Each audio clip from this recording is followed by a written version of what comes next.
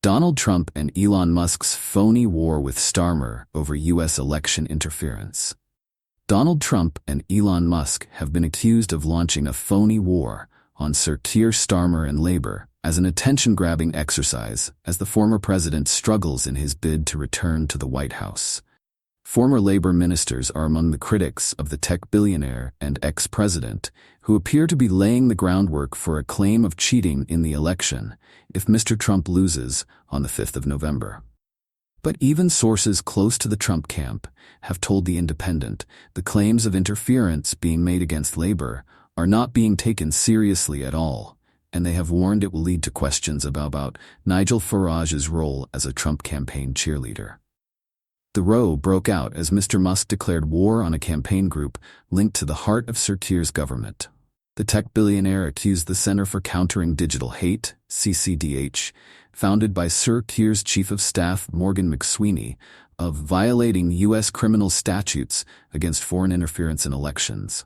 Mr. Musk said he and his team are going after the CCDH and their donors after a report from the Disinformation Chronicle newsletter claimed to have uncovered a strategy document from the group, which included a plan to kill Musk's Twitter. Mr. Musk's remarks come hours after the Trump-Vance campaign filed a legal complaint accusing the Labour Party of illegal foreign campaign donations, after it emerged that scores of party activists had flown across the Atlantic to help campaign for Kamala Harris ahead of the presidential election next month. But the double attack has been blasted on both sides of the Atlantic. Responding to the Labour activists flying into the U.S. to help the Harris campaign, one source close to the former president's campaign said, "This is not taken seriously at all. It's not illegal. The campaign is making noises just for the sake of it, but no one really cares. Plus, if they go after them on this, they'll have to go after Nigel Farage for the same thing."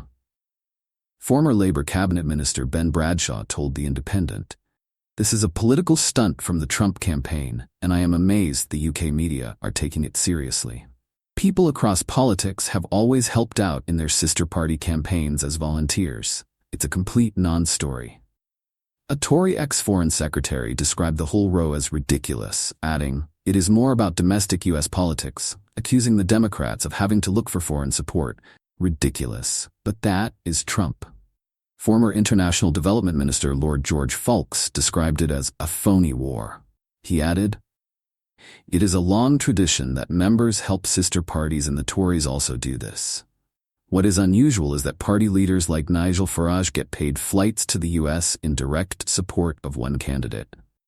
Mr. Trump also risks being accused of double standards. In 2016, his campaign team emailed British MPs asking for money. If any MPs had sent him cash, it would have been deemed foreign election interference under the same law Mr. Trump is using to complain about Labour. In one of the 2016 emails, Mr. Trump pledged to personally match every dollar that comes in within the next 48 hours up to $2 million. This means any donation you make between $1,000 and $2,700 will be matched dollar for dollar. As the row caught light in the U.S., Mr. Musk was also enraged about claims that the CCDH sought out meetings with Democratic senators in an attempt to lobby against his ownership of X.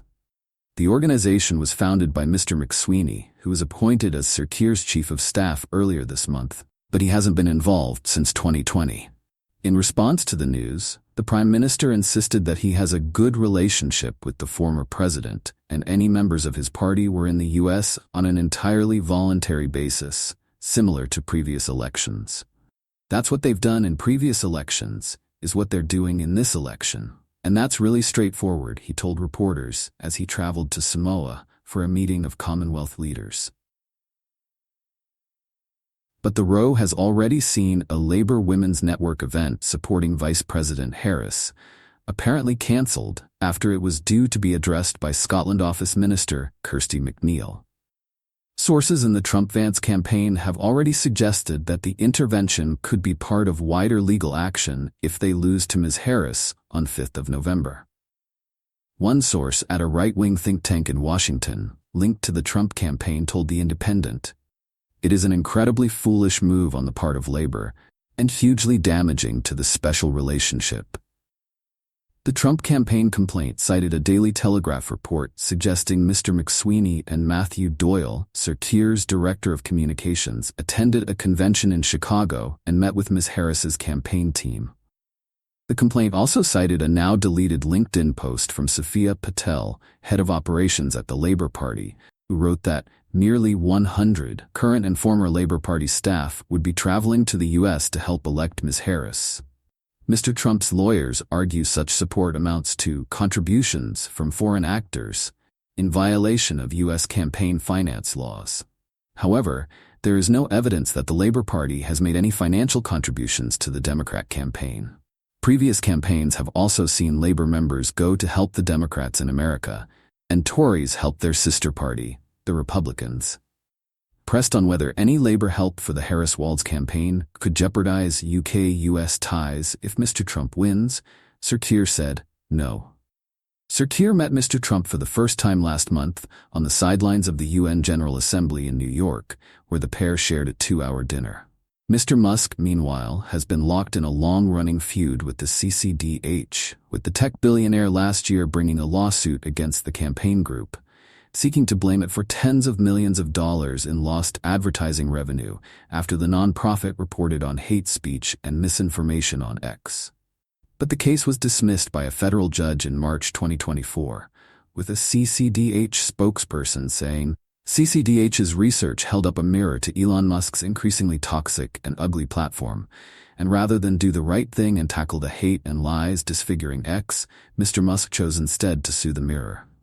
The CCDH has campaigned for improvements to online safety, as well as having previously criticized multiple social media sites, including Facebook, Twitter, and TikTok. The CCDH has been contacted for comment. The Independent is the world's most free-thinking news brand, providing global news, commentary, and analysis for the independently minded. We have grown a huge, global readership of independently minded individuals who value our trusted voice and commitment to positive change. Our mission, making change happen, has never been as important as it is today.